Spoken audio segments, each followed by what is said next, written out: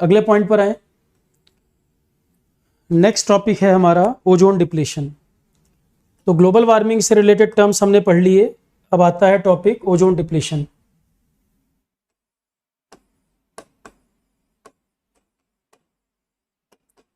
Ozone depletion, एक मैंने question आपको बताया था कि अंटार्कटिका पर ओजोन को ज़्यादा लॉस क्यों हुआ आर्कटिक की तुलना में। तो ओजोन डिप्लीशन की सही कहानी हमें यहाँ पर समझ आएगी कि हुआ क्या है। एक्चुअल जो प्रॉब्लम है ओजोन डिप्लीशन की यहाँ से क्लियर होगा।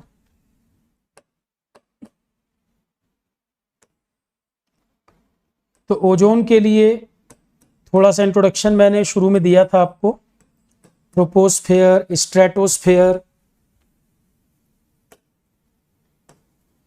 फिर यहाँ पर मैंने आपसे कहा था कि 90% ओजोन के मॉलिक्यूल यहाँ पर हैं, जिसे हम गुड ओजोन कहते हैं, प्रोटेक्टिव ओजोन कहते हैं। ये हमें प्रोटेक्ट करती है हार्मफुल यूवी रेडिएशन के अगेंस्ट में, ये गुड ओजोन है। और कुछ ओजोन जो बैड ओजोन है, हार्मफुल है, वो कम मॉलिक्यूल हैं ट्रोपोस्फेयर में। तो ओजोन दो जगह पाई जाती है, गुड ओजोन और बैड ओजोन। ये डिस्कशन हमारा हुआ था। फिर मेरा क्वेश्चन ये था कि ओजोन की लेयर इक्वेटर के ऊपर स्ट्रेटोस्फेयर में पतली लेयर है पर ऊंची ज़्यादा है। इक्वेटर पे स्ट्रेटोस्फेयर में लेयर पतली है पर ऊंची है, पोल के ऊपर लेयर मोटी है और नीची है। ये सारे कंसेप्ट पहले बता चुका हूं मैं, ठीक है।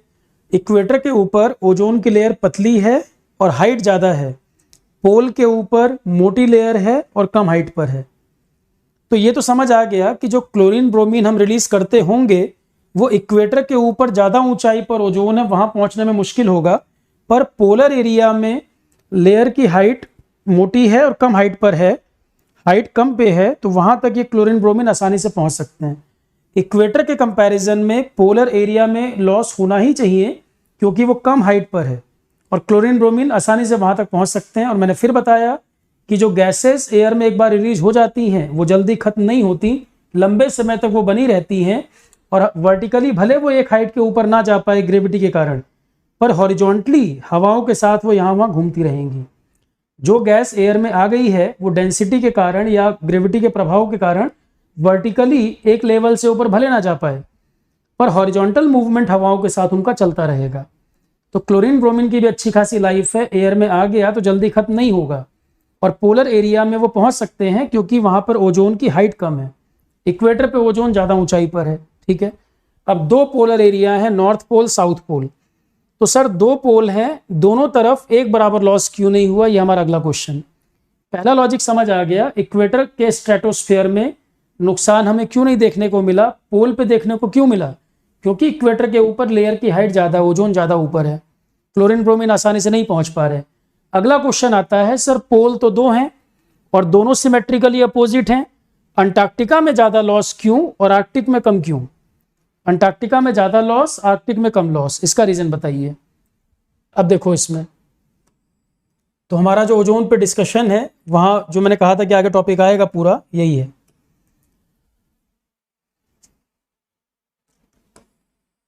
अर्थ की शेप अगर देखो तो एक तो ये टिल्ट है,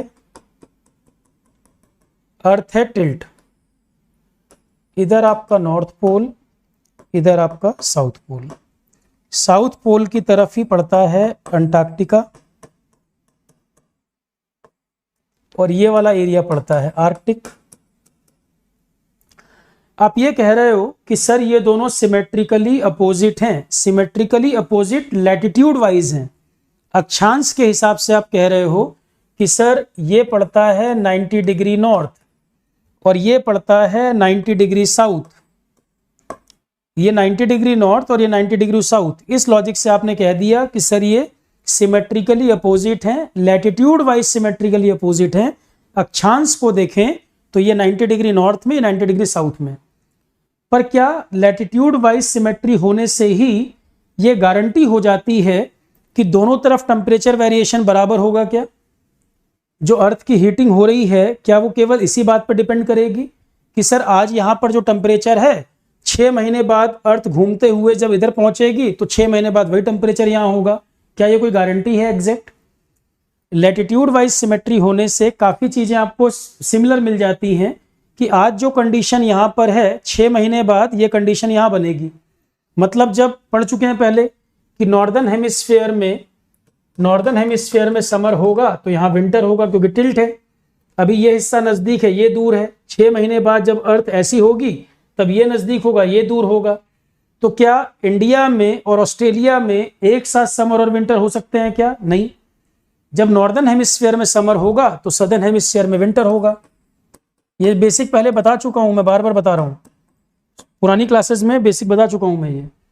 तो यहाँ northern hemisphere southern hemisphere tilt होने के कारण, अर्थ के तिरछा होने के कारण, जब यहाँ समर होगा तो यहाँ विंटर, और जब यहाँ समर तो यहाँ विंटर।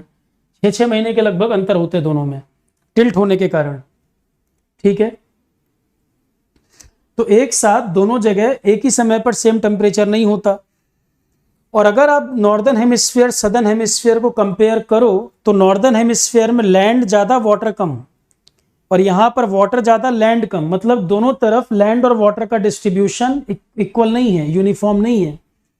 दोनों तरफ अगर आप कंपेयर करोगे लैंड और वाटर एक इक्वल डिस्ट्रीब्यूशन नहीं है, दोनों तरफ नॉन यूनिफॉर्म है। और अब आप बताओ, सनलाइट जब पड़ती होगी लैंड के ऊपर और वाटर के ऊपर, क्या दोनों को एक बराबर हीटिंग करती है लाइट? किसी सॉलिड को और किसी लिक्विड को आप हीट दोगे, हीटअप करोगे, दोनों एक बराबर हीटअप होते हैं क्या? नहीं। सॉलिड की प्रॉपर्टी होती है जल्दी ठंडा जल्दी गर्म होना, लिक्विड की प्रॉपर्टी होती है देर से ठंडा देर से गर्म होना। तो इसका मतलब दोनों तरफ टेम्परेचर वेरिएशन एक बराबर नहीं होगा, लैटिट्यूड वाइज सिमेट्री है तो भी, क्योंकि दोनों तरफ लैंड और वाटर का डिस्ट्रीब्यूशन इक्वल नहीं है, नॉन यूनिफॉर्म डिस्ट्रीब्यूशन है लैंड और वाटर का। तो दोनों तरफ एक बराबर हीटिंग नहीं होगी। ठीक है, एग्जाम्पल के तौर पर मैं बताऊं, अंटार्कटिका में मिड अप्रैल जब अपने यहां गर्मियां शुरू होती हैं तो उस तरफ सर्दी शुरू होती है। मिड अप्रैल के आसपास टेम्परेचर यहां ड्रॉप करके -78 डिग्री के आसपास आ जाता है। -78 डिग्री के आसपास, मिड अप्रैल के आसपास टेम्परेचर यहां -78 डिग्री का राउंड होता है।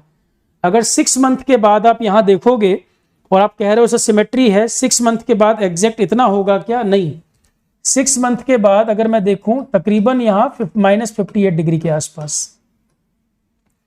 तो आज अप्रैल मिड में -78 डिग्री यहां पर है, 6 मंथ के बाद यहां -58 डिग्री के आसपास पहुंच रहा है। रीजन क्या है? क्योंकि केवल लैटिट्यूड वाइज सिमेट्री होने से बात नहीं बनती, लैंड और वाटर वगैरह का डिस्ट्रीब्यूशन भी दोनों तरफ देखोगे तो दोनों की हीटिंग एक जैसी नहीं होती है, नॉन यूनिफॉर्म लैंड और वाटर डिस्ट्रीब्यूशन है। लैंड जल्दी ठंडा जल्दी गर्म, वाटर देर से ठंडा देर से गर्म। और अंटार्कटिका में ये कारण भी है, पानी ज्यादा होने के कारण इस एरिया में सदर्न हेमिस्फीयर में विंटर यहां लंबा चलता है। विंटर की ड्यूरेशन मिड अप्रैल में शुरू हो रहा है और मिड सितंबर तक लगभग चलता है। अक्टूबर में फिर स्प्रिंग की शुरुआत हो जाती है वहां। तो मिड अप्रैल में अगर शुरू हो रहा है तो मिड सितंबर तक यहाँ विंटर चल रहा है। आर्कटिक में विंटर इतना लंबा नहीं चलता। इन दोनों पोल की तरफ, आर्कटिक और अंटार्कटिका में विंटर का ड्यूरेशन भी बराबर नहीं है। अंटार्कटिका में विंटर की ड्यूरेशन लॉन्गर है, लंबे समय तक विंटर होता है यहाँ पे, इसकी तुलना में मिड सितंबर तक जाएगा। ठीक, अब यही कहानी जो है यही आपको ओजोन डिप्लीशन का कारण बताएगी, दोनों तरफ कंपैरिजन। पहले ये देख लो, क्लियर है? अर्थ की शेप मैंने बताया था क्या है, शेप ऑफ अर्थ। अर्थ पोल की तरफ चपटी है, बीच में फूली हुई है, बल्जिंग है। तो अर्थ की शेप है जियोइड, या इसको एक और नाम से जानते हैं ऑबलेट स्फेरॉइड। अर्थ की शेप है जियोइड, या इसको ऑबलेट स्फेरॉइड के नाम से भी जानते हैं। जियोइड या ऑबलेट स्फेरॉइड, ऊपर नीचे चपटी बीच में फूली हुई, ऐसी है अर्थ।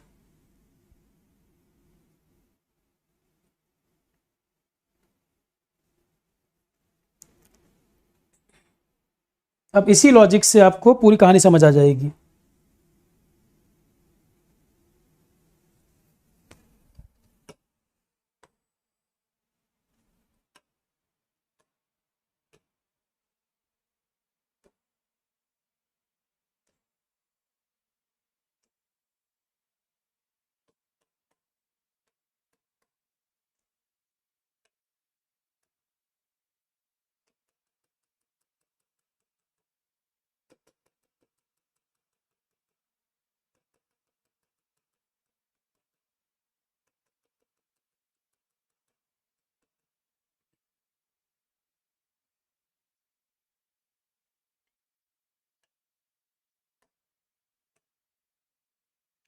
तो हमने पढ़ा था कि वेदर वाली जो एक्टिविटी है, वेदर हमारा सारी एक्टिविटी यहाँ पर होती है ट्रोपोस्फेयर में। वेदर रिलेटेड एक्टिविटी हमारी ट्रोपोस्फेयर में होती है, हम पढ़ चुके हैं। क्लाउड फॉर्मेशन, बिजली चमकना, पॉल्यूशन, ये सब हमारा इसी में ट्रोपोस्फेयर में कन्फाइंड है। जब अंटार्कटिका पर टेम्परेचर -78 के नीचे जाता है तो एक स्पेशल टाइप का क्लाउड फॉर्मेशन होता है, जिसको बनने के लिए बहुत ठंडा टेम्परेचर चाहिए। यहां बन गया, देखो मैंने कहाँ बनाया है, अंटार्कटिका पे बनाया है और स्ट्रेटोस्फेयर में बनाया है। और पहले मैंने आपको क्या बताया था कि वेदर रिलेटेड एक्टिविटी ट्रोपोस्फेयर में होती है। मैंने बताया था ना, क्लाउड का बनना, बिजली चमकना, बारिश होना, धुंध पड़ना, ओले पड़ना, ये सब वेदर एक्टिविटी ट्रोपोस्फेयर में होती है। और उस समय मैंने कहा था केवल एक केस को छोड़कर, एक बार आप देखोगे कि क्लाउड फॉर्मेशन यहां बनेगा, ये मैंने कहा था। स्ट्रेटोस्फेयर में इस हिस्से में क्लाउड बन रहा है। और क्यों बन रहा है? क्योंकि अंटार्कटिका में विंटर जब शुरू हो रहा है, मिड अप्रैल में टेम्परेचर -78 के नीचे चला गया। इसको बनने के लिए यही कंडीशन चाहिए। और स्ट्रेटोस्फेयर का टेम्परेचर अगर देखो, स्ट्रेटोस्फेयर में ऊपर जाने पर टेम्परेचर बढ़ता है, पर बढ़ता भी कितना है, यहाँ -15, ऊपर -51, सॉरी -51 नीचे, -15 ऊपर। स्ट्रेटोस्फेयर में टेम्परेचर मैंने ग्राफ ऐसे बनाया था बढ़ता हुआ, कि यहाँ पर बढ़ कैसे रहा है, -51 है नीचे और -15 है ऊपर, तो बढ़ तो रही है ऊपर जाने पर तब भी माइनस में है। स्ट्रेटोस्फेयर भी ओवरऑल ठंडा है, नीचे -51, ऊपर -15, ऊपर जाने पर टेम्परेचर बढ़ता है ओजोन के कारण, पर तो भी माइनस में, बढ़ने के बाद भी माइनस में है। ठीक है, तो जब -78 के नीचे टेम्परेचर पहुंच जाता है अंटार्कटिका पर विंटर की शुरुआत में, यहां एक स्पेशल टाइप का क्लाउड बनता है जिसको हम कहते हैं PSC, पोलर स्ट्रेटोस्फेरिक क्लाउड्स, या इसको कहते हैं नेक्रियस क्लाउड, इस नाम से भी जानते हैं, नेक्रियस क्लाउड्स, या इसे कहते हैं mother of pearl, mother of pearl, pearl मतलब मोती, ऐसा दिखता है। तो स्ट्रेटोस्फेयर में -78 के नीचे टेम्परेचर जो जाता है अंटार्कटिका के ऊपर, एक स्पेशल टाइप का क्लाउड फॉर्मेशन होता है जिसे हम PSC बोलते हैं। बहुत ठंडी कंडीशन होगी तब यह बनता है। पोलर स्ट्रेटोस्फेरिक क्लाउड या नेक्रियस क्लाउड या मदर ऑफ पर्ल के नाम से जाना जाता है। और इसमें इतना ठंडा कि इसमें वाटर वेपर भी जो है वो वेपर फॉर्म में तो रहेगा नहीं, आइस क्रिस्टल में बदल जाएगा। और जो NOx आप रिलीज करते हैं, NOx जो रिलीज करते हैं डीजल इंजन, पेट्रोल इंजन, तो वो सब भी तो गैसेस हवा में जाती हैं और वो भी हॉरिजॉन्टली मूव करके यहां पर भी पहुंचती हैं वो। तो PSC जब बना होता है तो इसमें इट कंटेन्स, इसमें आइस क्रिस्टल्स हैं, क्योंकि ठंडक इतनी ज्यादा है यहां पर आइस क्रिस्टल्स कंटेन कर रहा है, प्लस इसमें NOx भी है। तो PSC कंटेन्स आइस क्रिस्टल्स और NOx, नाइट्रस ऑक्साइड भी है इसके अंदर, क्योंकि जो गाड़ियां आप चला रहे हैं फ्यूल बर्निंग हो रही है, तो वो गैसेस हवा में जा रही हैं, हवाओं के साथ वो यहाँ भी पहुंच रही हैं। और पोलर एरिया में ज़्यादा हाइट तो स्ट्रेटोस्फेयर की है नहीं, पोलर एरिया में स्ट्रेटोस्फेयर की ज़्यादा ऊंचाई तो है नहीं, तो ये गैसेस भी पहुंच रही हैं वहाँ पर। तो ये आइस क्रिस्टल और NOx कंटेन करता है। ये क्लाउड का pH वैल्यू अगर देखोगे, acidic in nature, PSC, these clouds, these PSCs are acidic in nature। Acidic in nature क्यों? क्योंकि NOx पहुंच गया है, थोड़ा बहुत भी वाटर से रिएक्ट करके HNO3 बनाने लगेगा। वाटर थोड़ा बहुत भी रिएक्ट करेगा तो HNO3 बनने लगेगा। तो इस क्लाउड का pH वैल्यू देखोगे तो 7 के नीचे आएगा। एसिडिक नेचर का क्लाउड है ये। तो पोलर स्ट्रेटोस्फेरिक क्लाउड या नेक्रियस क्लाउड या मदर ऑफ पर्ल या आइस क्रिस्टल और NOx कंटेन करता है और एसिडिक नेचर का क्लाउड होता है।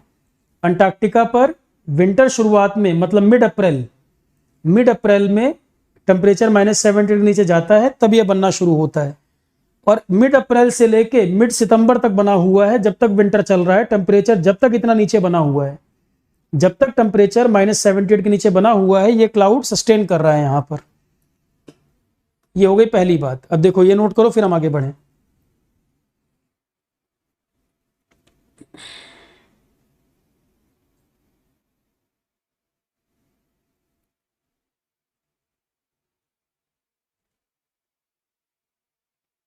आगे बढ़ें।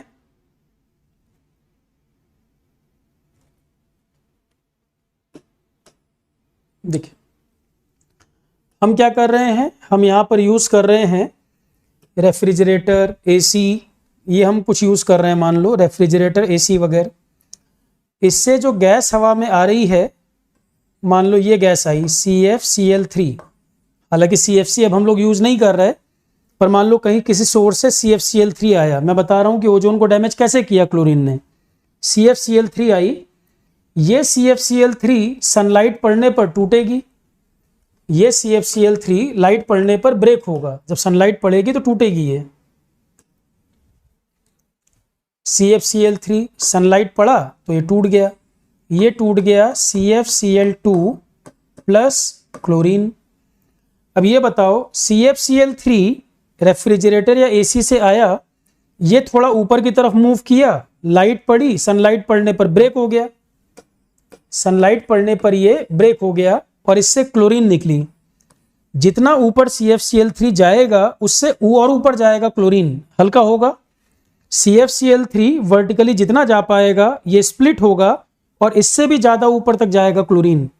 क्लोरीन मान लेते हैं यहां तक आ गया, ये आ गया क्लोरीन।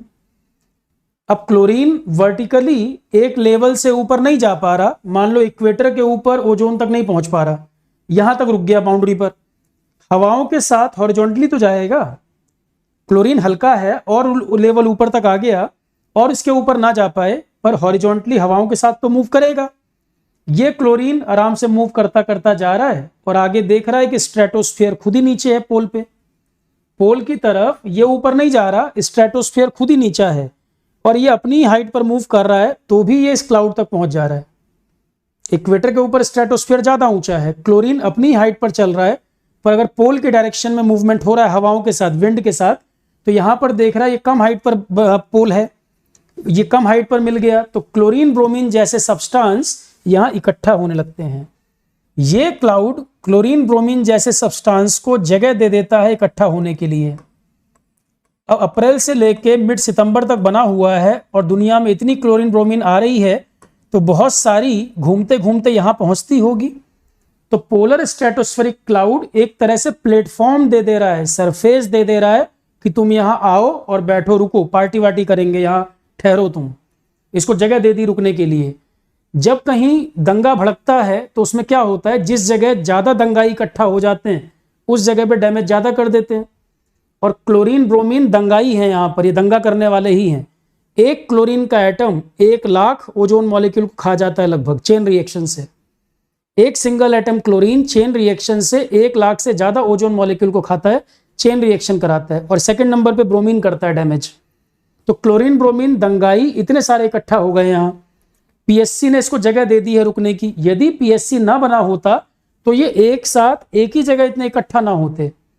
यदि पीएससी नहीं बना होता तो एक साथ एक ही जगह पर इतना इकट्ठा होने का मौका ना मिलता इनको, क्योंकि ये बना हुआ है मिड अप्रैल से मिड सितंबर तक। उतने समय में बहुत सारी क्लोरीन ब्रोमीन यहाँ इकट्ठा हो चुकी है। अब होगा क्या, मिड सितंबर के बाद जब टेम्परेचर यहां पर अब बढ़ना शुरू होगा, अपनी नॉर्दर्न हेमिस्फीयर में सर्दियां शुरू होंगी, सदर्न हेमिस्फीयर में गर्मी शुरू होगी। तो मिड सितंबर के बाद जब विंटर एंड हो रहा होगा, स्प्रिंग सीजन की शुरुआत होगी। मिड सितंबर के बाद विंटर एंड हो रहा होगा, स्प्रिंग सीजन की शुरुआत हो रही होगी। अब पीएससी मेल्ट होना शुरू होगा। पीएससी अब यहां रुकेगा नहीं, पीएससी मेल्ट होना शुरू होगा और ये क्लोरीन ब्रोमीन हो गए फ्री। ये फुर्सत पा गए, पीएससी ने इनको रोका हुआ था, पार्टी चल रही थी यहां, तो ये पीएससी मेल्ट हो गया और ये क्लोरीन ब्रोमीन हो गए फ्री। और इन्होंने देखा अरे चारों तरफ इतनी ओजोन फैली हुई है, पागल की तरह ओजोन को डैमेज करने लग गए। ये ओजोन इनको ऐसा लगा जैसे बर्थडे केक मिल गया इनको, और ऐसी लूटपाट मचाई कि ओजोन को बिल्कुल बर्बाद कर दिया। कैसे? इतना नुकसान कर दिया कि ओजोन को डैमेज करने लग गए। तो पीएससी जब मेल्ट हुआ तो क्लोरीन ब्रोमीन यहाँ इकट्ठा हो गई और इसने ओजोन को कर दिया डैमेज। कैसे? क्लोरीन पीएससी मेल्ट होने पर ओजोन के संपर्क में आया और इसको स्प्लिट कर दिया। मैंने पहले ही बोला O3 स्टेबल मॉलिक्यूल नहीं होता, बड़ी मुश्किल से तो बेचारा बन रहा है, बड़ी मुश्किल से सस्टेन कर रहा है, नेचुरली भी बनता है, नेचुरली भी ब्रेक होता रहता है, और क्लोरीन ने आकर इसको तोड़ दिया। इतनी मुश्किल से बन रहा है, इसको स्प्लिट कर दिया, बन गई ClO + O2। अब ये ClO और भी नेसेंट ऑक्सीजन एयर में घूम रही है, इसके साथ मिलकर फिर से क्लोरीन आ गया। ये क्लोरीन फिर दूसरे O3 के साथ गया, ClO + O2। ये ClO फिर से आसपास में नेसेंट ऑक्सीजन थी, उससे रिएक्ट करके फिर से क्लोरीन दे दिया। ये तब तक रिएक्शन चलती रहेगी जब तक 1 लाख ओजोन मॉलिक्यूल को खा नहीं जाएगा। तब तक ये चलता रहेगा जब तक 1 लाख ओजोन मॉलिक्यूल को खा नहीं जाएगा। अब तुम कहोगे सर ये नेसेंट ऑक्सीजन कहां से आ रही है? स्ट्रेटोस्फेयर में ओजोन कैसे बनती है ये पढ़ा चुका हूं पहले, कि अल्ट्रावायलेट रेज पड़ने पर O2 टूटता है। तो O2 टूटता है तो कुछ O2 के साथ, कुछ नेसेंट ऑक्सीजन के साथ ये बॉन्डिंग कर लेता है और फिर से क्लोरीन दे देता है। बार बार कह रहा हूं, प्लेलिस्ट में सारे लेक्चर सीक्वेंस में डलवा दिए हैं, इकोलॉजी एनवायरनमेंट प्लेलिस्ट में। जो लोग 20 से क्लास कर रहे हैं उनको कवर करते चलो। मैं चलो फिर से एक बार याद दिला देता हूं आपको। स्ट्रेटोस्फेयर में जब ओजोन बनती थी, कैसे बनती थी? ऑक्सीजन एटमॉस्फेयर में मौजूद है, सनलाइट जब आती है तो उसमें अल्ट्रावायलेट भी आती है, वो इस O2 को तोड़ देता है O + O में। ये नेसेंट ऑक्सीजन जो अगल बगल में ऑक्सीजन है उससे रिएक्ट करेगी और O3 बनाएगी। बताया था ना ये। यूवी अल्ट्रावायलेट पड़ने पर ऑक्सीजन स्प्लिट होता है नेसेंट ऑक्सीजन में, ये दूसरे O2 के साथ रिएक्ट करके O3 बनाती है। तो क्लोरीन जैसा सब्सटेंस अगर आएगा और यहां पहुंचेगा तो उसको तोड़ेगा। वही रिएक्शन मैं यहां दिखा रहा हूं। क्लोरीन जैसा सब्सटेंस O3 के संपर्क में जब आएगा इस तरह से ब्रेक करना शुरू करेगा। ये जो सिर्फ O लिखा है वो नेसेंट ऑक्सीजन, उसका मतलब, नेसेंट का मतलब प्योर, नेसेंट का मतलब है प्योर ऑक्सीजन। ये रिएक्शन पहले ही बता चुका हूं मैं, ठीक है। तो ये रिएक्शन चलती जाएगी और लगभग 1 लाख ओजोन मॉलिक्यूल को खा जाएगा। Single atom of chlorine can destroy around, single atom of chlorine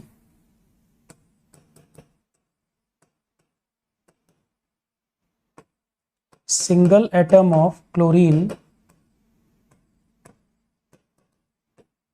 destroy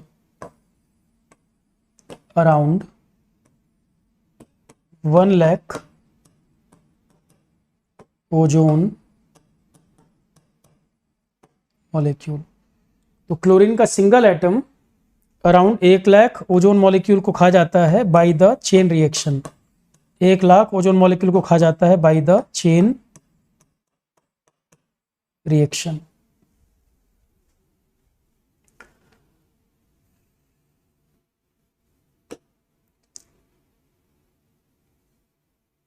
तो ये कारण है कि पीएससी अंटार्कटिका पे ज्यादा बनने के कारण ओजोन डैमेज अंटार्कटिका पर ज्यादा हुआ। ओजोन डिप्लीशन अंटार्कटिका पे ज्यादा होने का कारण है पीएससी का बनना, क्योंकि पीएससी ने बनकर क्लोरीन ब्रोमीन को जगह दे दी है रुकने के लिए। बहुत सारी क्लोरीन ब्रोमीन इकट्ठा होने के कारण ज्यादा डैमेज अंटार्कटिका के स्ट्रेटोस्फेयर में हुआ, ज्यादा डैमेज अंटार्कटिका के ही स्ट्रेटोस्फेयर में हो गया। ये रिएक्शन पहले मैं पढ़ा चुका हूं ओजोन के फॉर्मेशन में।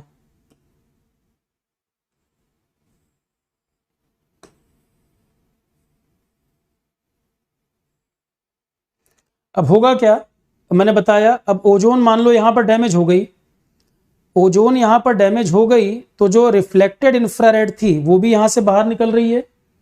ओजोन जो हीट को ट्रैप करता है, ओजोन हीट को ट्रैप करता है, तो यहां पर ग्लोबल वार्मिंग बढ़ने के कारण रिफ्लेक्टेड इंफ्रारेड ऊपर कम पहुंच रही है, तो भी ऊपर साल दर साल कूलिंग बढ़ रही है। और ओजोन अगर डैमेज हो गई तो रिफ्लेक्टेड IR यहां रुक भी नहीं रही है, बाहर निकल रही है और कूलिंग हो रही है। तो अगले साल और पीएससी बनेगा और पीएससी बनेगा और क्लोरीन ब्रोमीन रुकेंगे और डैमेज करेंगे। तो नीचे ग्लोबल वार्मिंग जितना बढ़ रही है, ऊपर रिफ्लेक्टेड इंफ्रारेड कम पहुंच रही है तो भी कूलिंग बढ़ रही है। और ओजोन डिप्लीट होने के कारण ये रिफ्लेक्टेड इंफ्रारेड भी बाहर निकलने लगेगा और कूलिंग करने लगेगा। जितनी ज्यादा कूलिंग उतना पीएससी और बनेगा। तो मैं डे 1 से बोल रहा हूं, कूलिंग होना ओजोन के लिए जहर है स्ट्रेटोस्फेयर में। जितनी ज्यादा कूलिंग होगी उतना पीएससी बनेगा, उतना क्लोरीन ब्रोमीन रुकेंगे, ओजोन को उतना बर्बाद करेंगे। ठीक है, तो नीचे होने वाली global warming indirectly ozone depletion कराती है। क्यों?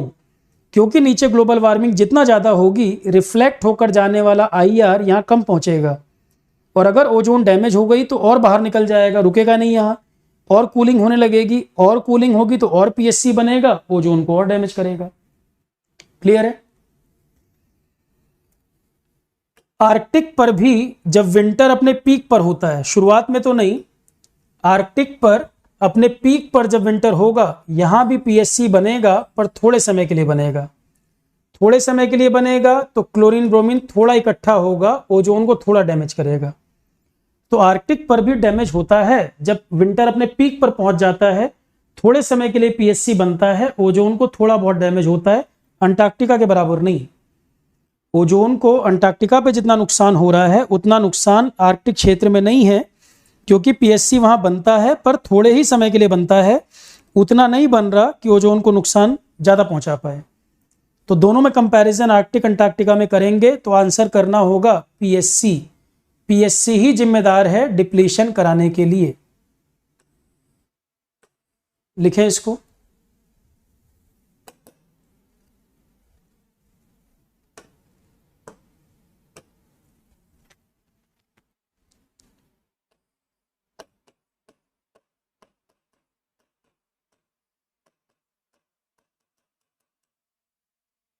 Due to non uniform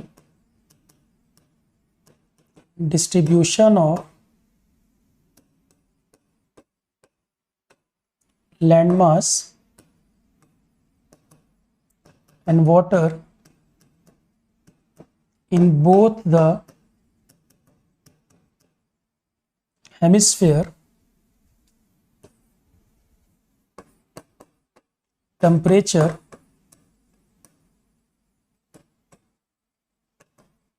varies. Temperature varies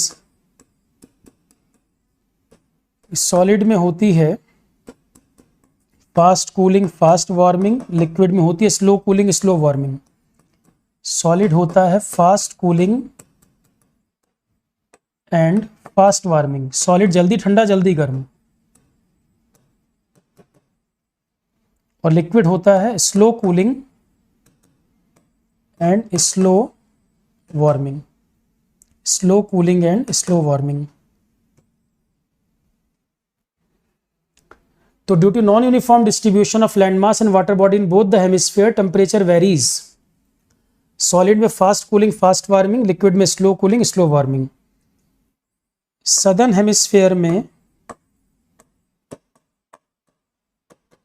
southern hemisphere water ज्यादा है लैंड के मुकाबले।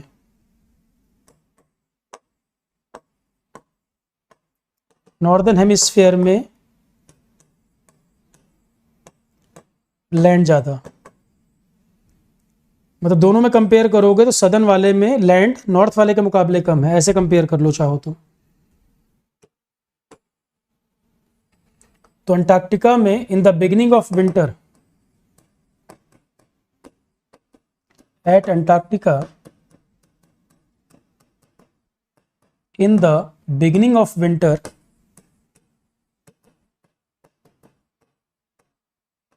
in the beginning of winter,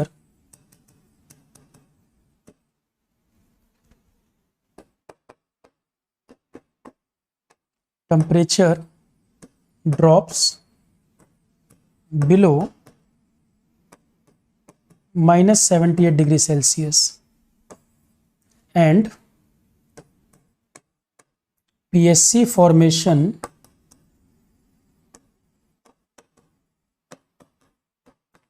takes place at Antarctica stratosphere.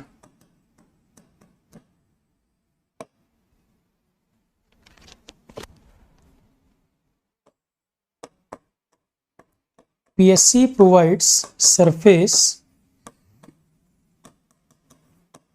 to chlorine and bromine like atoms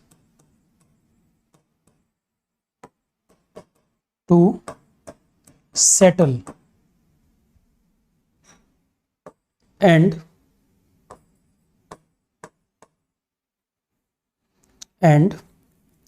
at the end of winter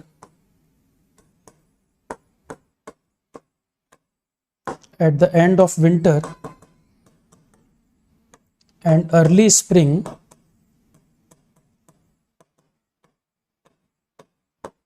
when PSC melts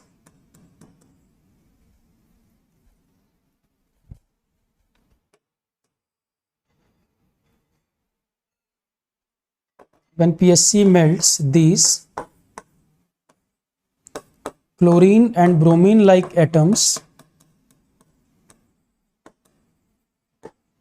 cause massive, बहुत ज़्यादा ozone depletion, और maximum depletion होता है अक्टूबर के month में।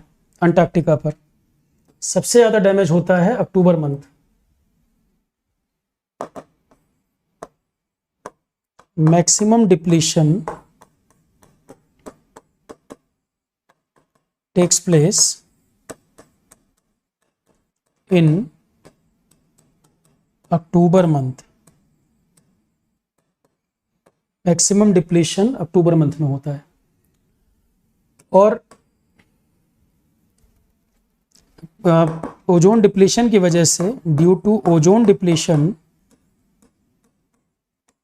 Minor cooling effect occurs. Minor cooling effect occurs in stratosphere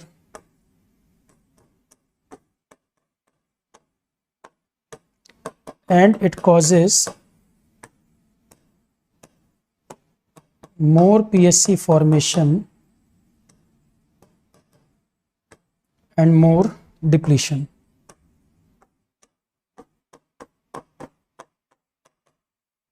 more depletion. और PSC दोनों hemisphere में बनता कहां पर है? पीएससी फॉर्मेशन दोनों तरफ देखेंगे, PSC forms at an altitude of 15 से 25 kilometre beyond 60 degree north and 60 degree south latitude. PSC कहां पर बनता है? मैं डायग्राम में भी दिखा दे रहा हूं आपको इधर।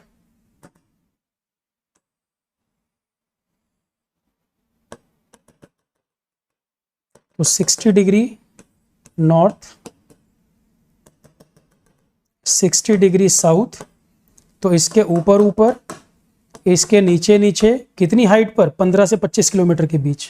60 डिग्री नॉर्थ के ऊपर ऊपर, 60 डिग्री साउथ के नीचे, कितनी ऊंचाई पर? 15 से 25 किलोमीटर एल्टीट्यूड, यहां पर बनता है।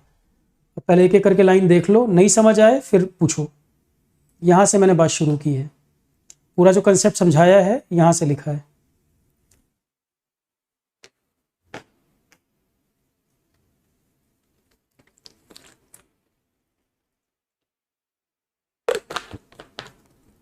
अब जाके ओजोन डिप्लीशन पूरी तरह समझ आएगा। और ये मैं मतलब श्योर होकर कह सकता हूँ कि जो बच्चे पहली क्लास से पढ़े हैं वो सब्जेक्ट को काफ़ी एंजॉय कर रहे होंगे। हालांकि पेशेंस रखना पड़ा होगा, भाई ऑफलाइन भी पढ़ते तो रेगुलर बैच में जाते, ऑफलाइन में तो लेक्चर छूट जाता, दोबारा कर भी नहीं पाते। यहाँ तो सब चीज़ सिस्टमेटिक चल रही है। पहली क्लास से जो कर रहा होगा वो लेक्चर को वाकई में एंजॉय कर रहा होगा। अधूरा बीच से करोगे तो चाहे ऑफलाइन हो चाहे ऑनलाइन हो, फ़ायदा नहीं मिलेगा। और ये अपने माइंडसेट की बात है, ऑनलाइन ऑफलाइन। और यहाँ ऑनलाइन में कंटेंट कहीं ज़्यादा मैं दे रहा हूँ आपको, पर वो डिपेंड कर रहा है कि आप अपने माइंडसेट में क्या चल रहा है। कई लोग ऑनलाइन ऑफलाइन कंपैरिजन करते हैं। ये लेक्चर में आप देखो, इसमें कोई कहीं कोई कमी नहीं, बल्कि ज़्यादा ही कंटेंट है उल्टा ऑफलाइन से भी। पर डिपेंड ये करेगा कि आपका माइंडसेट कंफर्टेबल है कि नहीं। तो फालतू के डिस्कशन बहुत होते हैं सर ऑनलाइन में, वो रिदम नहीं बन पाता है, पता नहीं कौन सा रिदम बनाना है, चुपचाप पढ़ना है, रिवीजन करना है, क्वेश्चन लगाने हैं। रिदम बनाने का टाइम कहाँ है अगर 1 साल की तैयारी कर रहे हो तो? 1 ही साल में सब पढ़ना है, रिदम बनाते रहेंगे तो पढ़ेंगे कब?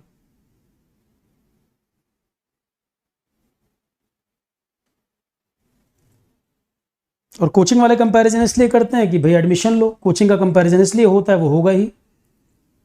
ऑफलाइन में फीस ज़्यादा होती है, जाओगे तो कुछ पैसे वैसे ज़्यादा दोगे, कंपैरिजन तो होगा ही। कई चैनल बना बना कंपैरिजन हो रहा है ऑनलाइन ऑफलाइन का। मैंने दोनों पढ़ाए हैं, मुझे मालूम है कि ऑफलाइन के अपने चैलेंजेस हैं। फिर उसमें भी लिमिट लगा देते हैं, 1 बार से ज़्यादा ऑफलाइन ऑनलाइन नहीं देख पाओगे, 3 बार से ऊपर नहीं देख पाओगे। क्या फ़ायदा इतनी कंडीशन का यार? दुनिया भर का कंटेंट चल रहा है तो उसको पढ़ो ठीक से। कंटेंट कोई ऐसा तगड़ा कंटेंट नहीं लेके कोई घूम रहा है कि नासा का कंटेंट है, वो कॉपी हो जाएगा या दोबारा ना देख पाए बच्चा, 3 बार लिमिट कर दो देख ना पाए, क्यों करना है ये? भाई बच्चे बेचारे बड़ी मुश्किल से पढ़ाई कर रहे हैं, आलतू फालतू काम छोड़ के पढ़ रहे हैं, इतना ही बहुत एहसान है समाज के ऊपर। तो उनको पढ़ा दिया जाए और रिस्ट्रिक्शन नहीं होनी चाहिए कि 2 बार देखो, 3 बार, जितनी मर्जी बार देखो, अच्छे से अच्छा पढ़ा दिया जाए। और बच्चे की जिम्मेदारी है कि पढ़े मेहनत से, इतनी फालतू कंडीशन नहीं पढ़ना चाहिए।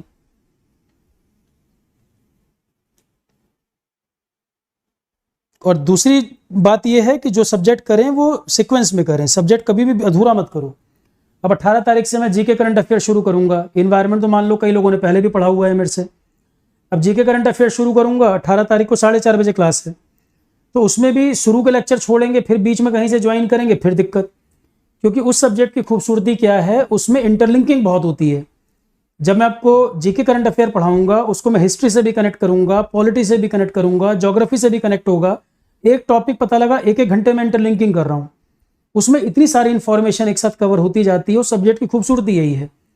पर टॉपिक छोड़ते जाएंगे, बीच में कहीं से ज्वाइन करेंगे, फिर रैंडमली क्वेश्चन उठाओगे, टीचर भी परेशान होता है कि टीचर को मालूम है तुम बीच में छोड़ दिए हो टॉपिक, तो खुद को लगता है यार ये चीज़ तो इसने पढ़ी नहीं, मैंने तो प्रॉपर तरीके से पढ़ाया था।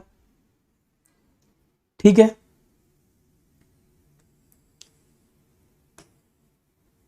वहां तक लिख लिए, इसको देख लो। एक बच्चे का मैसेज था कि सर मैं लिख नहीं पा रहा हूं, सब दिक्कत ठीक है, कोई दिक्कत तो नहीं किसी को?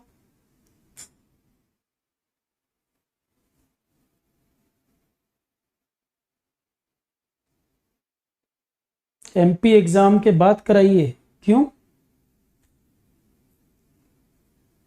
यार देखो यूट्यूब, मेरी एक बात समझ लो, मैं सिंपल सी बात कर रहा हूँ, कोई गोल मोल बात मेरे को नहीं करना आता।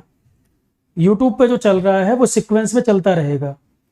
पर उसके बाद अब कोई कहे कि सर मुझे कोई बैच कोर्स करके जल्दी खत्म कराओ, या मुझे इंजीनियरिंग सर्विसेज का बैच करना है, 3 महीने में कवर करना है, तो ऐप जो मैंने कल लॉन्च कर दी थी, उस ऐप पर बैच हम लॉन्च कर देंगे अगले महीने। तो उसमें जो आपकी समस्या है, सर 3 महीने में बैच वाइंड अप कर दीजिए, या जेई वाला पढ़ा दीजिए, सीजल पढ़ा दीजिए, तो एक बार में दो दो बैच के आसपास में करा पाऊंगा। उसमें यूट्यूब जो चल रहा है वो चलता रहेगा, ये इफेक्ट नहीं होगा, ये चलता रहेगा, इसमें टॉपिक आते रहेंगे। पर जो एग्जाम ओरिएंटेड कोर्स की बात आप कर रहे हो, वो ऐप पर लॉन्च करेंगे अगले महीने। एक मैं उसमें बैच ईएससी के लिए प्लान कर रहा हूं, और एक मैं सोच रहा हूं सीजीएल या जेई के लिए कॉमन बैच कर दूं। तो जो आपके इतने सारे सब्जेक्ट की डिमांड होती है, ज्योग्राफी करा दो, पॉलिटी करा दो, तो यूट्यूब पे एक सब्जेक्ट चलता रहेगा, 2 टॉपिक आपके वहां चलते रहेंगे। तो जिसको 3 महीने में खत्म करना है वो आराम से कर सकता है। मेरे एंड से मैं एक दिन में 2 ही 3 क्लास करा पाऊंगा, ये चलता रहेगा, 1-2 क्लास वहां पर बैच में चलेगी, इससे ज़्यादा मेरी क्षमता भी नहीं है। तो आपकी स्टेट जीएस की बात है या कोई भी चीज़ है, मैं कोशिश करूंगा वहां से भी हम कवर करेंगे।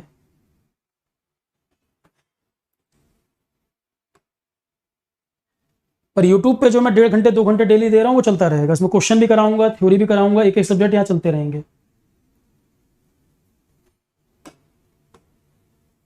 बैच के लिए बच्चों ने, कुछ बच्चों ने लिखा था बैच कोर्स के लिए, वो अगले महीने कोशिश करेंगे कोई एक आध लॉन्च कर देंगे, क्योंकि उसमें उनकी डिमांड ये है कि सर आप history, polity, geography, life science, ये सारे के सारे कराइए। तो वो 3 महीने 4 महीने के अंदर खत्म होता है पूरा बैच।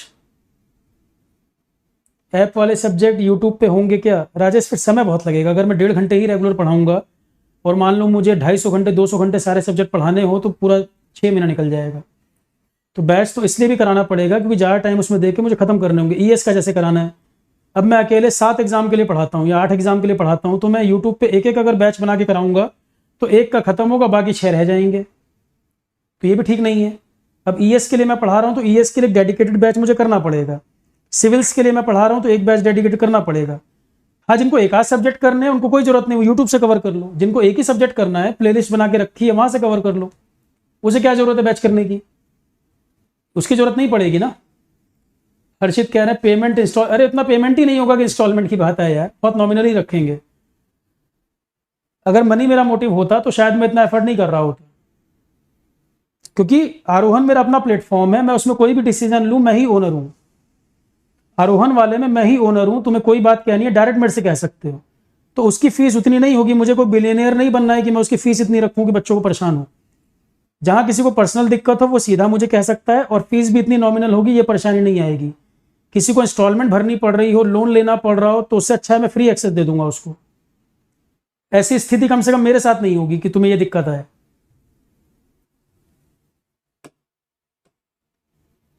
टीचर हूं यार मैं, बिजनेसमैन नहीं हूं, पर कुछ फीस रखना जरूरी इसलिए है कि बैकएंड पे टीम अगर फिर सपोर्ट नहीं मिल पाएगा। अगर मैं इसको सस्टेन करना चाहूं या मैं 2-3 साल तक इस प्लेटफॉर्म को चलाना चाहूं तो बैकएंड पे टीम नहीं खाली बैठेगी, क्योंकि अगर ऐप नहीं चल पाएगी, वेबसाइट नहीं चल पाएगी, तो खाली यूट्यूब अभी हैक हो गया था, सारे वीडियो चले गए थे, वो तो कहो कि रिकवर हो गया किसी तरीके से, सारा चला गया था। तो ऐप और वेबसाइट वगैरह सपोर्ट हमें रखने ही पड़ेंगे, और बैकएंड पे जो टीम काम कर रही है वो टीम बिना सैलरी के तो काम नहीं करेगी। हाँ, किसी की जेन्युइन कंसर्न होगा वो मुझे बताएंगे, वो मैं खुद ही कंसीडर कर दूंगा। आप भी अगर जॉब की तैयारी कर रहे हो तो आप भी कम से कम इतनी सैलरी तो एक्सपेक्ट करते ही हो कि आपका सर्वाइवल हो सके, आपको दिक्कत ये ना हो कि आपका घर ही नहीं चल पा रहा, या तो ऐप वाले फ्री में बना रहे हो या पूरा सेटअप फ्री में बन रहा हो, तो मुझे भी कोई दिक्कत नहीं होती। इतना कॉमन सेंस तो हर कोई लगा सकता है, पर उससे यूट्यूब अफेक्ट नहीं होगा। मैं फिर कह रहा हूं यूट्यूब पे कंटेंट चलेगा, चलता रहेगा, पर यूट्यूब में 2 घंटे 2.5 घंटे पर डे में इससे ज्यादा नहीं दे पाऊंगा। 2-2.5 घंटे चल रहा है, ऑलरेडी चलेगा। ऐप के ऊपर मैं मान लो 4 घंटे भी करा सकता हूं, जल्दी कोर्स खत्म करा सकता हूं। अगले पॉइंट पर आते हैं अब। तो मैं पहले इस चीज को क्लियर कर दूं, किसी प्रकार का प्रोपेगेंडा फालतू की बात उसमें नहीं आनी चाहिए, मैं ये पहले ही क्लियर करके चल रहा हूं इसे।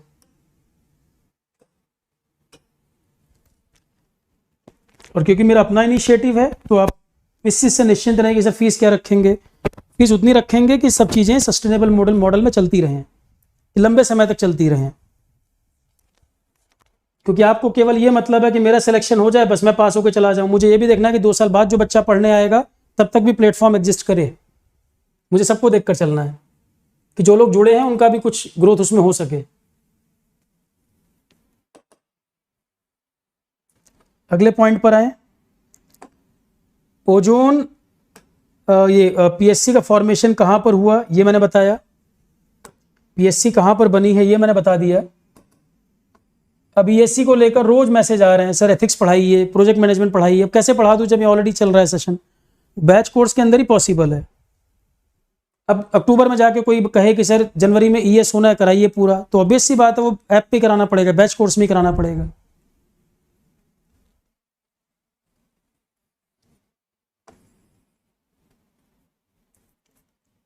इसके बाद मैं आपसे कह रहा था first ozone hole detected over Antarctica, first ozone hole detected over Antarctica in 1985, first ozone hole detected over Antarctica in 1985।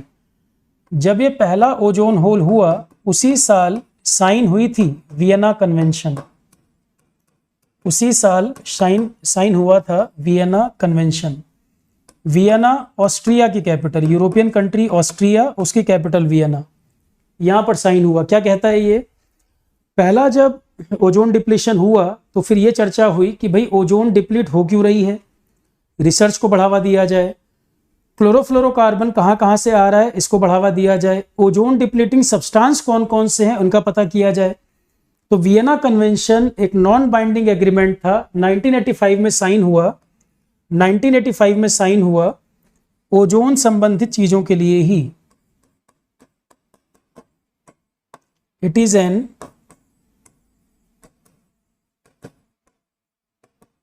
non-binding agreement. It is an non-binding agreement signed in 1985 to encourage ozone related research, monitoring of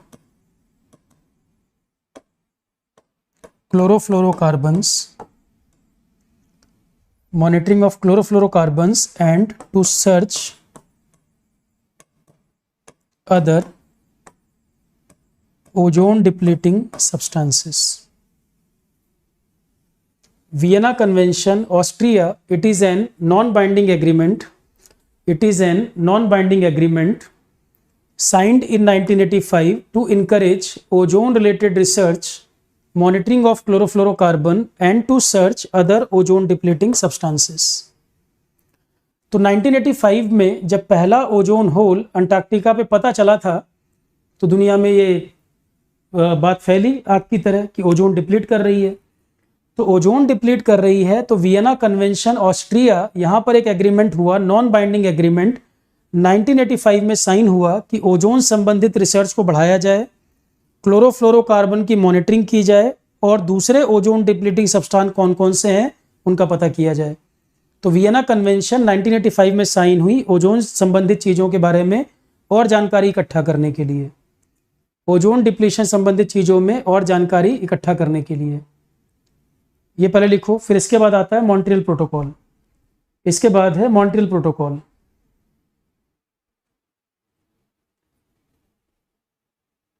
Harshit ESC के अभी जो मैं करा रहा हूं, अभी तो पहले मैं वही पूरे करूंगा, उसके बाद हम बात कर लेंगे। अगर कोई अच्छा फैकल्टी, कंटेंट वाइज देखो मैं कंप्रोमाइज़ नहीं करता कभी, कंटेंट में कंप्रोमाइज़ मैं नहीं करूंगा। अगर मुझे कंप्लीट करना हो मैं किससे भी करा दूं, पर मुझे कंटेंट से कंप्रोमाइज़ नहीं करना। कोई अच्छा फैकल्टी अगर होगा तो मैं आपके बाकी एरिया भी, उसमें 6 टॉपिक तो मैं लेता ही हूँ। मैथ सेफ्टी ऑलरेडी अगर आपका रेडी है तो दिक्कत नहीं होगी, ठीक है। जो मेरे टॉपिक हैं वो तो मैं 6 कराऊंगा ही। उसमें ईएससी वाले में मैथ सेफ्टी और मटेरियल साइंस, इनमें कोई अच्छा टीचर अवेलेबल होगा तो मैं उसको जरूर कवर करूंगा, और उसमें उसको मैं करूंगा भी, बल्कि क्या सब्जेक्ट वाइज भी अवेलेबल रहेगा। वो कोई अगर एक सब्जेक्ट भी कवर करना चाहे वो भी ओपन रहेगा सबके लिए, पूरी फ्लेक्सिबिलिटी रहेगी, किसी तरह का उसमें कोई बाउंडेशन नहीं होगा। ईएस को लेकर जो मेरा प्लान है, किसी को ओनली एथिक्स पढ़ना है वो ओनली एथिक्स कर सकता है, किसी प्रकार की रिस्ट्रिक्शन बच्चों पर ना रहे।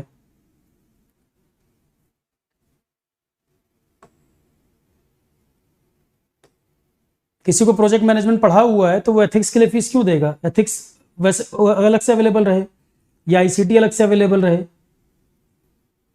ये होना ही चाहिए। उसके अलावा टेस्ट सीरीज भी हमें लॉन्च करनी है, टेस्ट सीरीज में भी काम होना है, क्योंकि ईएससी की टेस्ट सीरीज अच्छी नहीं मिल पा रही है। जो जो कमियां मुझे इतने समय में लग रही हैं उनको तो मुझे ठीक करना ही है। तो मेरे से पढ़ रखे हैं, दोबारा जरूरत नहीं है आयुष, पढ़ रखे हैं मेरे से, दोबारा रिक्वायरमेंट नहीं है ईएससी के लिए। मैं जहां पे जरूरत नहीं है मैं खुद ही मना कर दूंगा, नहीं रिक्वायरमेंट है।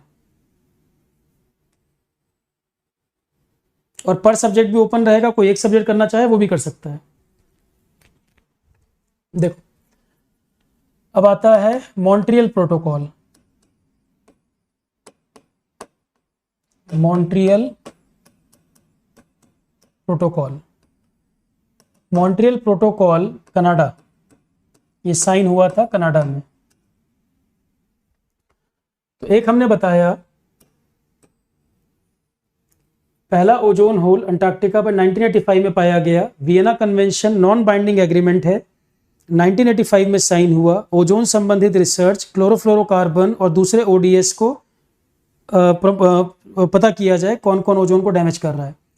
इसके बाद 2 साल के बाद हुआ अगला protocol Montreal. Montreal protocol,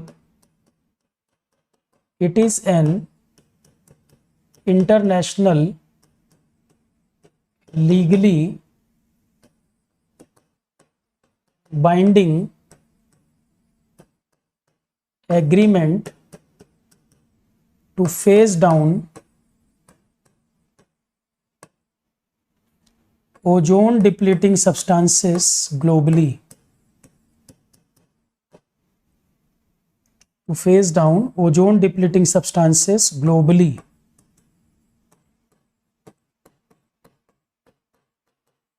Ozone depleting substances 16 सितंबर को साइन हुआ था, तो इंटरनेशनल जो ओजोन डे है उसी दिन मनाया जाता है।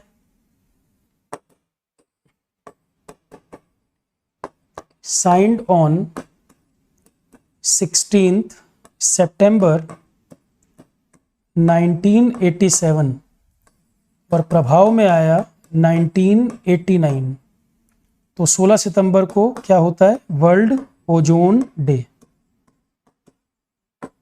World ozone day.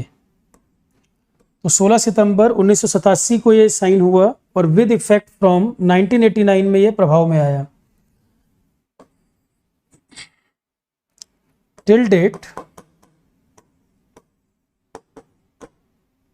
197 countries joined it, including India.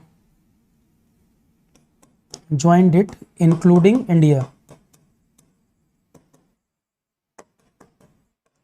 United nation के सभी कंट्री इसमें जुड़े हुए हैं। All UN members, including all UN members, including all United nation members. संयुक्त राष्ट्र, दुनिया की सबसे बड़ी ऑर्गेनाइजेशन यूनाइटेड नेशन, उसके सारे कंट्रीज का पार्ट हैं। और आप समझो ये पहला प्रोटोकॉल ऐसा है जिसको लगभग पूरी दुनिया ने रेटिफाई किया, पूरी दुनिया ने जिसको अप्रूवल दिया। ये पहला ऐसा प्रोटोकॉल पूरी दुनिया का जिसको अप्रूवल मिला। First protocol which achieved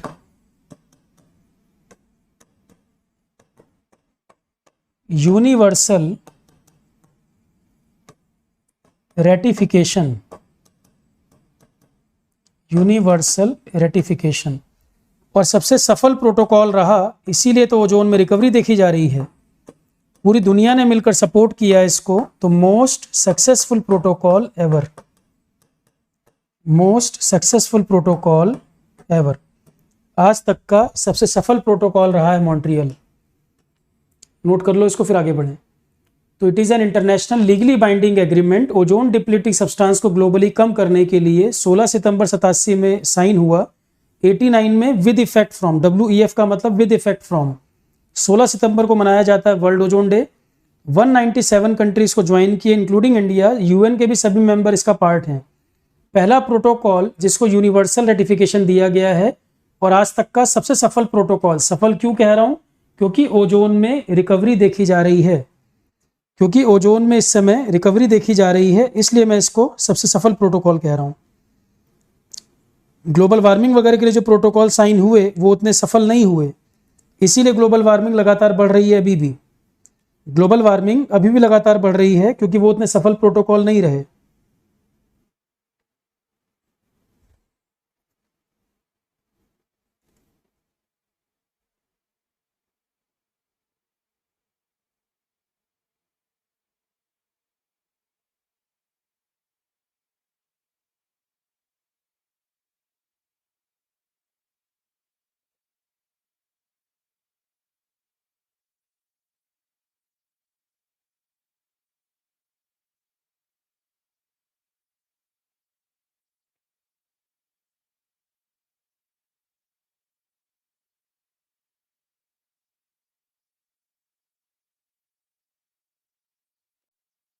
Montreal protocol complete. Vienna convention, ozone में जब डिप्लीशन पता चला तो पहले ही उसी साल वियना कन्वेंशन साइन हुआ। इंडिया इसका भी पार्ट था। India also signed it, India इसका भी हिस्सा रहा है। India also signed it, India Vienna convention में भी रहा है, मॉन्ट्रियल में भी रहा है।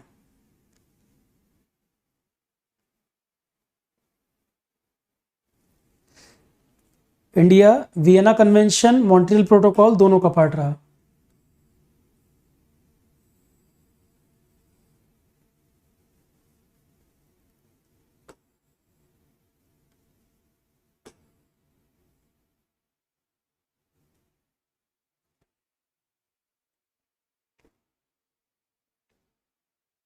आगे बढ़े।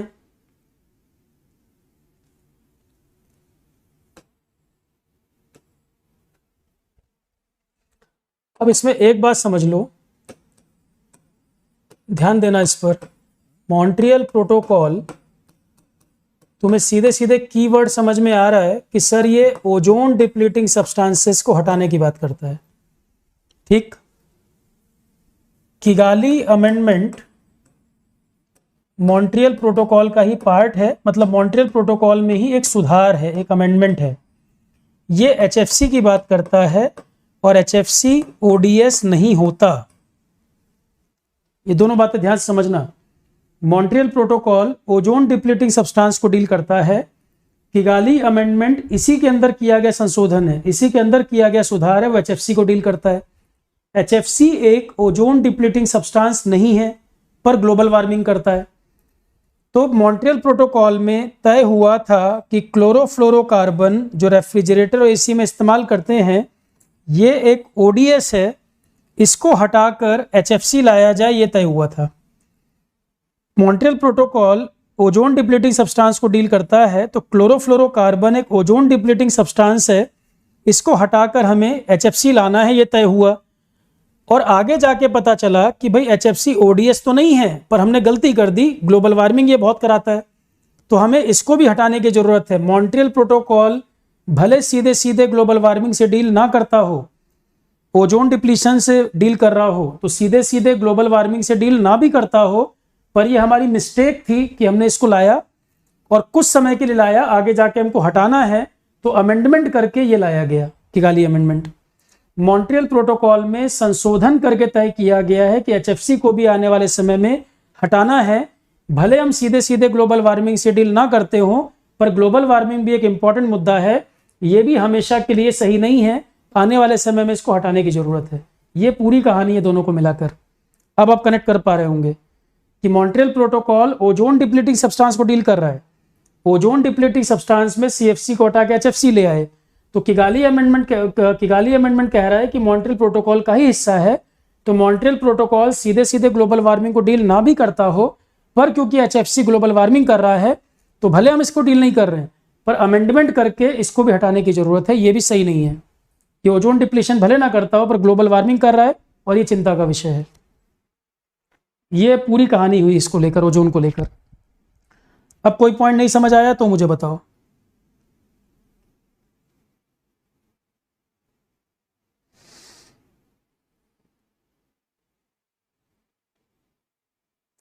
टेस्ट सीरीज वगैरह मैं दर्श बनाऊंगा, मैं खुद बनाऊंगा टेस्ट सीरीज। 10 पेपर देखो आपके पढ़े भी होंगे, आप ऐप पे या वेबसाइट पे जाओगे तो प्रैक्टिस को सेट में जाओगे, उसमें 10 पेपर पढ़े हैं already, with explanation with answer मेरे ही बनाए हुए हैं पूरे। तो आगे जाके टेस्ट सीरीज चाहे वो जेई को लेके हो, सीजीएल को लेके हो, ईएस को लेकर हो, टेस्ट सीरीज मैं खुद से ही बनाऊंगा, चाहे वो जो 4 पेपर बन पाए चाहे 10 पेपर बन पाए, पर मैं खुद से ही उस पर वर्क करूंगा। मैं भरोसा नहीं कर पाता टेस्ट सीरीज में, खुद से बनाऊंगा तभी मुझे भरोसा रहेगा सही क्वालिटी है।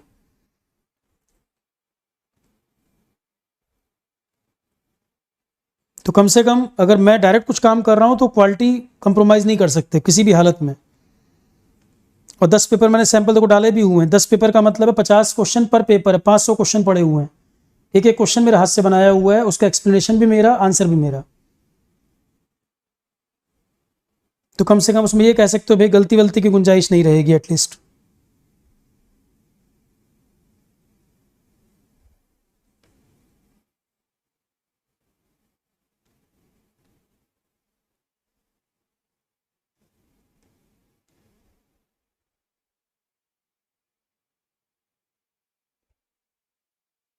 ठीक है,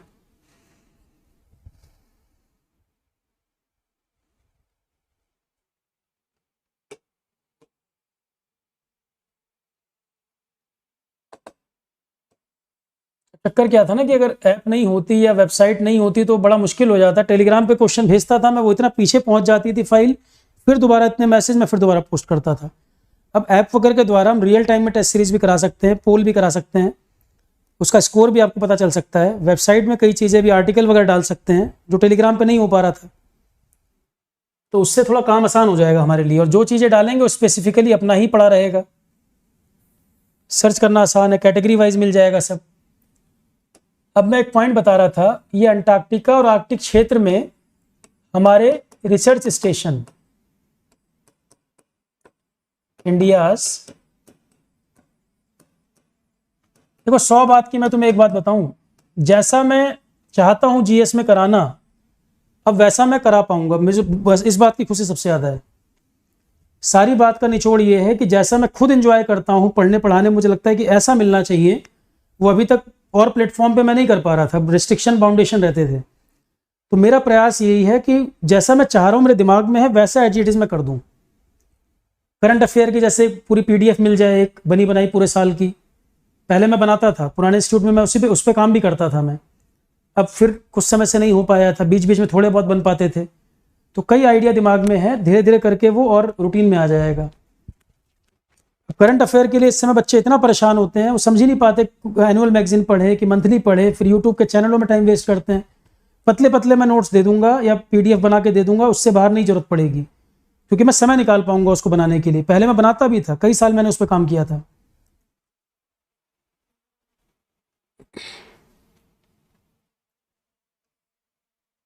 अब कई बार मैं मैगजीन वगैरह देखता भी हूँ किसी के, मुझे खुद ही पसंद नहीं आता, गार्बेज इतना पड़ा रहता है, पढ़नी है 3 लाइन, पढ़ रहे हैं बच्चे पूरा 2 पेज। जहाँ 3 लाइन मतलब क्यों 3 ही लाइन पढ़ने की जरूरत है, पूरा पेज क्यों पढ़ोगे? हर एग्जाम के लिए करंट का ओरिएंटेशन अलग तरीके का होता है। सिविल्स में मल्टीपल स्टेटमेंट पूछता है, वहां तुम्हें थोड़ा सा डिटेल में पढ़ना पड़ता है। अदर एग्जाम में सिंगल सिंगल लाइन है, उसके लिए पूरा पूरा पेज क्यों पढ़ेंगे? डिफेंस और साइंस टेक में 2-2 लाइन में टॉपिक हो जाता है पूरा, पूरे की जरूरत ही नहीं है। सिविल्स वाले हैं उनको 3-3 स्टेटमेंट पढ़ने पड़ते हैं, थोड़ा सा डिटेल में हो जाएगा। तो ये समझना जरूरी है कि क्या पढ़ना है और क्या नहीं पढ़ना है, टाइम कहां पर बचाना है आपको। पढ़ने के अलावा इतने काम है जिंदगी में, तुम बेचारे दिन रात पढ़ते ही चले जा रहे हो, नन्ही से जान कितना पढ़ोगे? फिर टीचर को क्या है, टीचर को ये पढ़ाना है, इतने साल से वही पढ़ा रहा है। मैं अगर सोया भी रहूंगा, नींद में पढ़ाऊंगा तब भी वही पढ़ा दूंगा, पर आप तो पहली बार पढ़ रहे हो, आपके लिए ज्यादा हो रहा है कंटेंट। तो हमें ये ध्यान रखना पड़ेगा कि करंट वगैरह में हमें उतनी चीजें देनी है जो आपके एग्जाम के मतलब की हो, और किस एग्जाम का करंट कितना होना चाहिए, मेरा फोकस इसके ऊपर भी है। पुराने स्टूडेंट जो होंगे उनसे पूछना करंट में कितनी चीजें मैंने दी थी। सौरभ कुमार, तुम एक बात बताओ, इस कंसर्न से ये लिख रहे हैं अनअकैडमी छोड़ दिए क्या सर? मेरे छोड़ने नहीं छोड़ने से तुम्हारे कैरियर पे फर्क कैसे पड़ेगा? मैं इस पे रहूं नहीं रहूं, तुम्हें जो कंटेंट पढ़ा रहा हूं तुम्हें उससे मतलब होना चाहिए कि तुम्हें इन चीजों से मतलब होना चाहिए, ठीक है? इन सब पॉलिटिक्स के चक्कर में, इन सब कॉन्स्पिरेसी के चक्कर में, कंट्रोवर्सी के चक्कर में मसाला मत ढूंढा करो। यूट्यूब पे तुम इतने दिन से यही कर रहे हो, और मेरे से उस तरह की चीजें एक्सपेक्ट भी मत करो कि मैं इन चीजों में नहीं पढ़ता। मैं, मुझे पढ़ाने से मतलब है कंटेंट आपको मिले, क्वालिटी कंटेंट मिले, बस इतनी सिंपल सी बात है।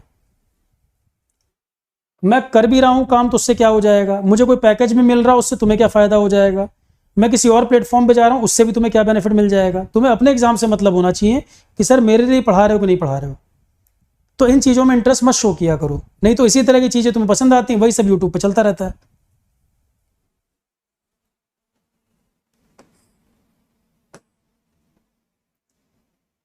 देखो, इंडियन रिसर्च स्टेशन, अंटार्कटिका पे रिसर्च स्टेशन, अंटार्कटिका पे रिसर्च स्टेशन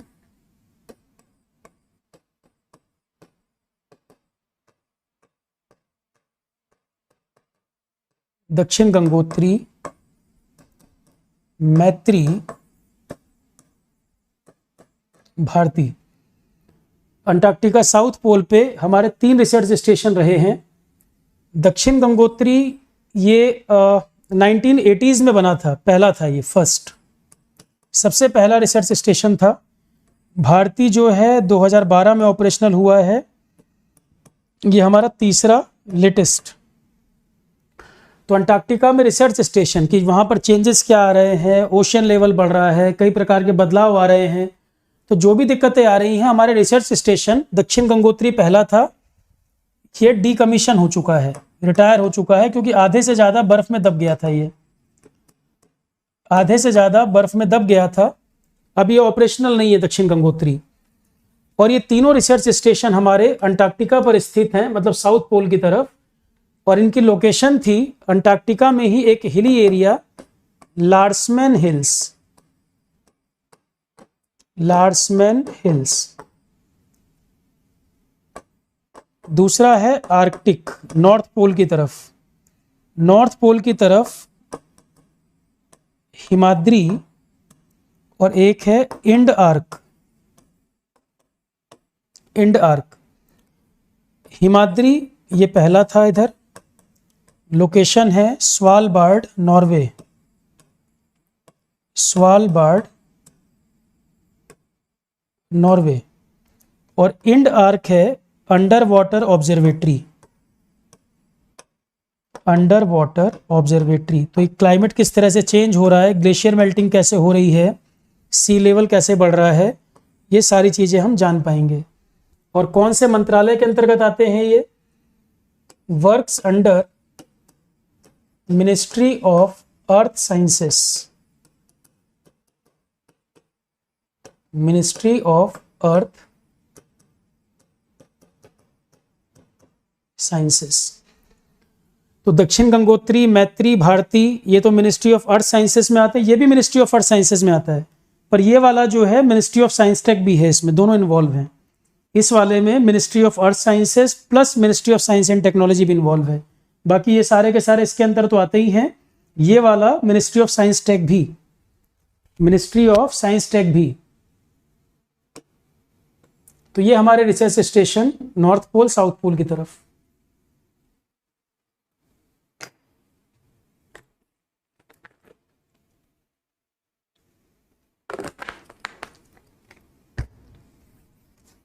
ठीक है, चलो ये ओजोन की कथा समाप्त, यहीं तक रखें। हिमाद्री में नोट कर लो, मिनिस्ट्री ऑफ अर्थ साइंसेस के साथ साथ मिनिस्ट्री ऑफ साइंस टेक भी लिख लो।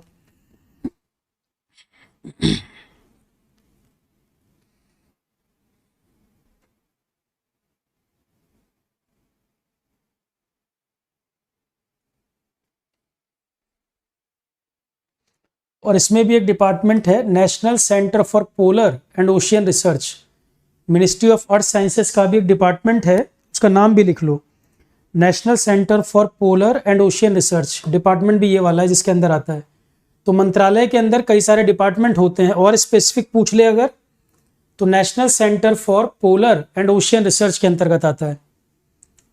मिनिस्ट्री ऑफ अर्थ साइंसेस में भी किस डिपार्टमेंट के अंतर्गत? मिनिस्ट्री ऑफ अर्थ साइंसेस के कई विभाग हैं, जीके में पढ़ेंगे हम कि मंत्रालय के अंदर कौन कौन से विभाग काम करते हैं। तो मिनिस्ट्री ऑफ अर्थ साइंसेस के अंदर एक डिपार्टमेंट है, उस डिपार्टमेंट का नाम है national centre for polar and ocean research, उसके अंतर्गत आता है national centre for polar and ocean research. National centre for polar and ocean research. Ministry of earth sciences में भी ये डिपार्टमेंट है जो एक्चुअल में जाके काम करता है वहाँ। इसमें भी बेसिकली ये डिपार्टमेंट है जो जाके वहाँ काम करता है, साइंटिस्ट वाइंटिस्ट जो जाते हैं रिसर्च वगैरह के लिए। ठीक है, साइंटिस्ट वगैरह जो यहाँ पर जाते हैं रिसर्च के लिए, वहाँ पे क्लाइमेट कैसे चेंज हो रहा है, ग्लेशियर मेल्ट कैसे हो रहे हैं, क्या बदलाव आ रहे हैं, तो इंडिया के सेंटर इन दोनों जगह लगे हुए हैं। ठीक है, चलो क्लास यहीं एंड करते हैं आज। अब हमें कल पढ़ना है स्मोक और एसिड रेन के बारे में। अब बड़े लंबे टॉपिक नहीं है, छोटे छोटे टॉपिक हैं। अब छोटे छोटे टॉपिक हैं, 2 से 3 क्लास में लगभग हम खत्म कर लेंगे ये चैप्टर। 3 क्लास में हम कोशिश करेंगे चैप्टर हमारा कंप्लीट हो जाएगा। आज 16 तारीख हो गई, 19 या 20 तारीख में चैप्टर खत्म। उसके बाद 2 क्लास पॉल्यूशन, 2 क्लास एनर्जी, 4 और 2 क्लास कम से कम क्वेश्चन। 26 तारीख तक उम्मीद है कि क्वेश्चन ऑप्शन करा के हो जाएगा पूरा। ठीक है, चलो क्लास इतना ही रखते हैं। 9:30 पे अभी वर्धमान महावीर और जैन धर्म ये वाला टॉपिक है। हिस्ट्री वगैरह में कोई इंटरेस्टेड हो देख सकता है। हिस्ट्री वगैरह में गांधी जी के बारे में बताया था, उसके बाद बुद्धिज्म के बारे में बताया, आज जैन धर्म पे चर्चा होगी 9:30 पर। ठीक है class, thank you, good night. कल का टाइम एक बार चेक कर लेना, 7 बजे या 8:30 के आसपास, 7 या 8:30 होगा, एक बार चेक कर लीजिएगा।